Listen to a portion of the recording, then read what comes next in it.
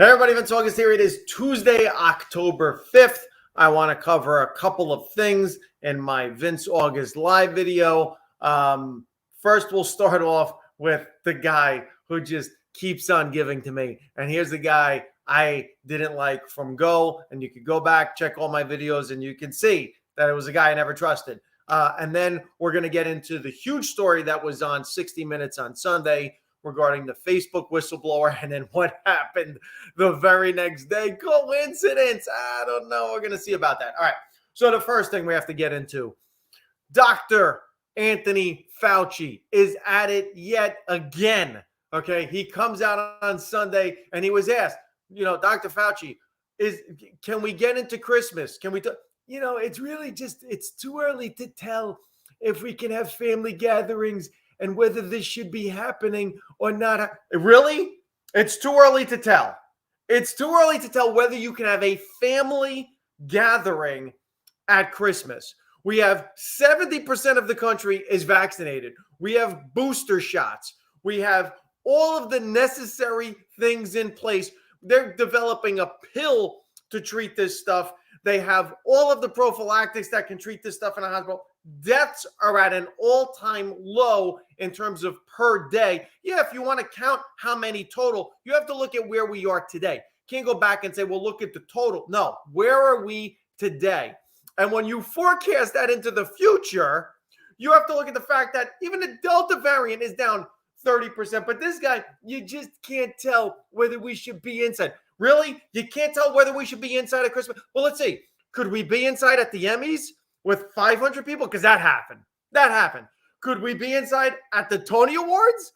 Because that happened. Here's some other things that are happening indoor, by the way, which is probably going to be bigger than most family gatherings. Let's throw this one out there. How about New Orleans Superdome, where the Saints play? Average fans per game, 52,000. Detroit, the Lions, who aren't even good, 55,000. Indianapolis Colts, 63,000. This is per game, people, per game. Atlanta, the Falcons, who stink, are drawing 68,000 fans indoors. And remember, Georgia, everyone was the governor there, Dr. Death, 68,000.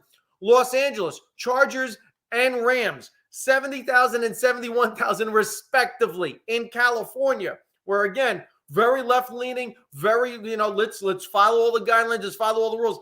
70 and 71,000. Dallas, Texas, again, where we have the governor, Dr. Death down there, remember, 93,000.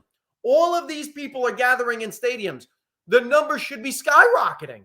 Everything should be skyrocketing. So when he goes, it's just too early to tell. And then the very next day comes out and says, look, let me clarify. It was misconstrued. Misconstrued, you said it. Who's misconstruing you? They literally took his words and put him out. And he's saying, my words were misconstrued. By who? You said the thing. No one took a quote from you and then put it into the news. You were interviewed and you listen. Here's the best thing, and you have to find an interview, and I may put up the link. He was asked in an interview last week. Finally, somebody asked this guy a difficult question. It took forever. Finally, someone asked him a difficult question.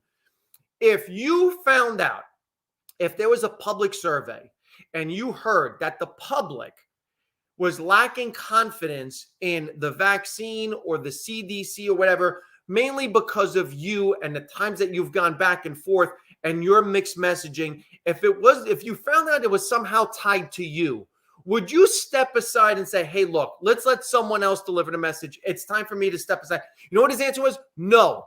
Unequivocally, no. I'm not resigning. I'm not stepping aside. That's all you need to know about this honorable, reverent, almost godlike figure for some people, Dr. Anthony Fauci. Look, the bottom line is this with this guy. Whether you like him or not, you have to recognize at this point that this guy loves his celebrity. I don't care whether you believe in him or not. This guy loves his celebrity. He has been interviewed by everybody. He's on the news every Sunday. He's on the Weather Channel, for Christ's sakes. He's being interviewed by everybody. The most dangerous place to be is between Dr. Anthony Fauci and a camera, because he will do everything. He'll do gain of function research right there just to get you out of the way of his camera. So anyway, that's my take on Dr. Anthony Fauci. Now, We had another thing happen with regards to this Sunday. Talking about another great interview. The other great interview was on 60 Minutes. So the whistleblower came out and said, listen, Facebook's plan is to tear us apart. Now, I have a couple things to say about this. First of all, you can't tear apart what can't be torn apart. Okay. So what Facebook is really doing is they're looking at us as a society and saying, this is a vulnerable society. This is a society that is fractured. And they're saying, hey, you know what? The best way for us to jump on this is to make sure that the negative, hate, angry stuff goes up. And I gave the statistic in a video podcast I did months ago. Something like 60% to 70% of people react and respond to negative posts more than they do positive posts. That means people basically suck. They wake up every day looking for a reason to make someone else's life suck. So if you're one of these people that are easily torn apart, the problem isn't Facebook. The problem is you. Okay, get therapy, go do yoga, go do whatever you got to do. But you can't be torn apart unless you're vulnerable to being torn apart.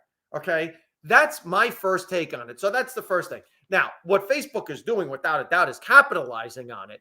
They see that we're divided and they're like, you know what? Divide them even further. Now, that makes Mark Zuckerberg basically the devil. Now, thank God, no one watches these videos. There's only like 10 of you that watch video, because otherwise, if there was a lot of people watching me, I guarantee you this video would freeze any second, but no one cares. I'm not frozen. I'm sorry. I'm just kidding. That was a joke. Okay. So no one cares about this thing, but yet at the same time, I'm sure it'll get blocked. I even put up a meme yesterday saying how when you look at the fact that we have somebody testifying in Washington right now, Facebook is intentionally trying to damage our society. They're trying to divide people internationally. We know that they're doing this. They're messing with algorithms. Right off the bat, they shouldn't be protected by Section 230. And if you don't know what Section 230 is, look it up. They should lose that protection immediately. The whole point of Facebook is that the reason they have protection from the government, that as far as what is up on the internet, and that they can't be sued or prosecuted for anyone that takes action. So when you have people that are meeting on the internet to set up this insurrection thing on January 6th or Antifa stuff or any type of white supremacy or whatever, when they gather on Facebook and they exchange information and they set this up, Facebook is immune to any liability because they're saying, hey, look, we're just a platform and we just host. We don't edit. The second they mess with the algorithm, guess what? They lose that protection because they're lying. The second you manipulate the information that people see, now you're manipulating the platform. You should lose Section 230 protection. That's me putting out my lawyer hat trying to explain that to you. So that's my take on Facebook losing that. Now, here's the interesting thing. So the whistleblower thing comes out, and basically we have someone saying Facebook is evil, it's doing bad things. The next day, by coincidence, it crashes for 6 hours. And they crash Facebook, they crash Instagram. I have absolutely, positively no proof of what I'm about to say. This is full-blown conspiracy. This is full-blown me just throwing something out there. What I'm saying is, wow, that's a heck of a coincidence.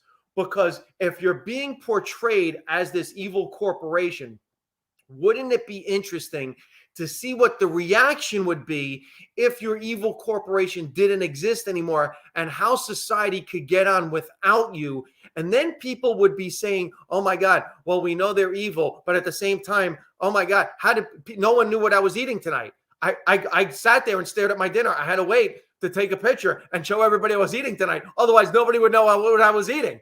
And how can I eat if I don't first show everybody my meal before I eat it? I got to sit here and wait. Okay. So they were trying to, total conspiracy theory. You wonder if it wasn't, oh, we're so bad. Let's see how you do without us.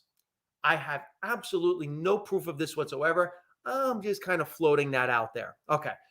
The other thing, let me tell you, the fact that it was down for 6 hours and there were people that were kind of suffering through this thing and not knowing that, I mean, there were people, in fact, you know what? I almost don't want to make fun of it. I think we have to take a step back right now.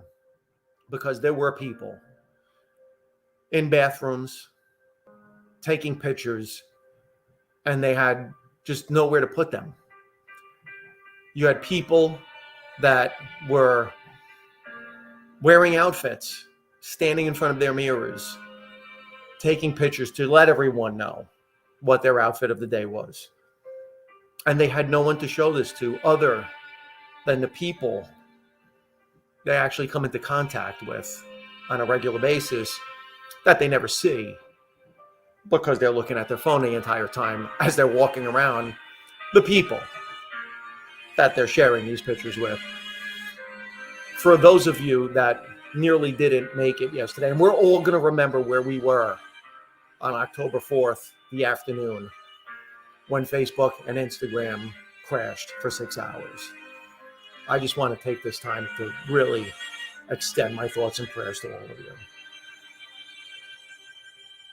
Okay, so again, if you're one of these people that couldn't get on with your, I'm going to tell you this, I had no idea. I was at work, living my best life, getting stuff done for clients, dealing with, I had a closing, I had all this, I had no idea it crashed. None at all. And you know what?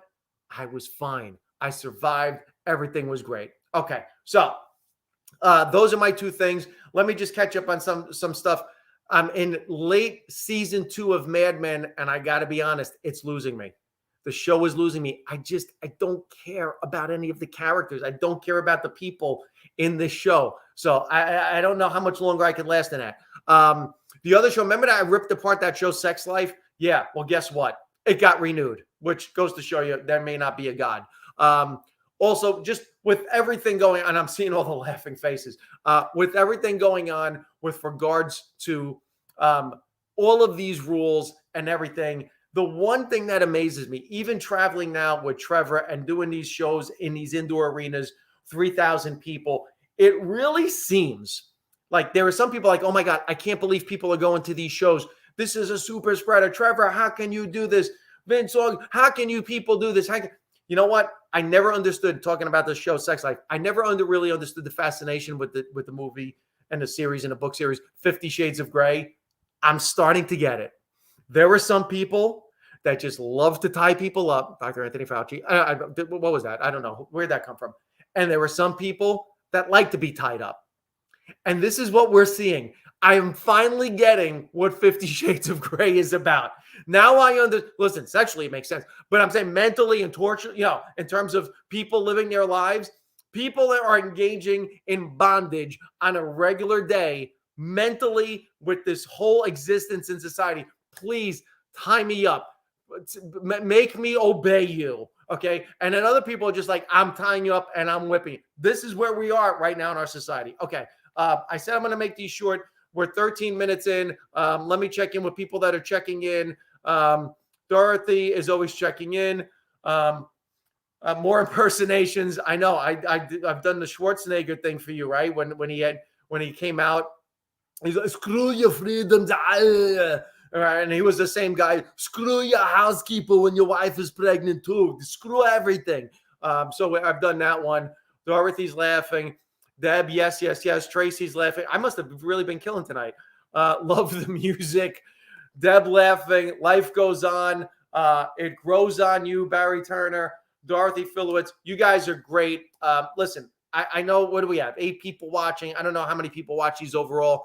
As long as there's a couple of you here. I did a show for 4 people when I first started as a comedian 20 years ago. I did a show a couple of weeks ago before I went on tour for 4 people. As long as you guys are interested in me doing this, as long as you share my stuff, as long as you like me doing these videos, I'm going to keep doing them. So thank you, everybody, for checking in. Don't be afraid to throw me topics either. I'll cover stuff if you want a funny take, a serious take, whatever take you want. So everybody, I know you're all going to watch the baseball game tonight, Yankees, Red Sox. I don't care who wins. I don't have a horse in the fight, but hey, or dog in the fight, but whatever.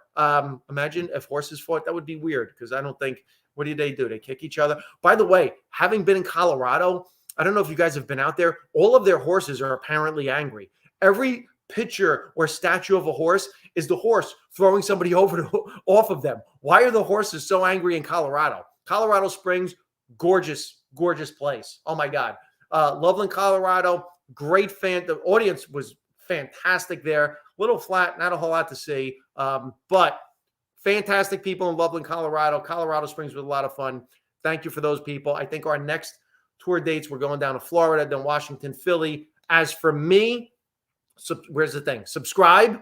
Make sure you subscribe on YouTube. Also, tickets still available October 29th in Hackensack. I said I was going to do a lot of the same material that I did on September 11th. I'm probably going to add a couple new things because there's a lot of stuff going on. Again, thank you guys. Have a great night. All right. And I will see you. I don't know when. I may just jump on and just do another one randomly. So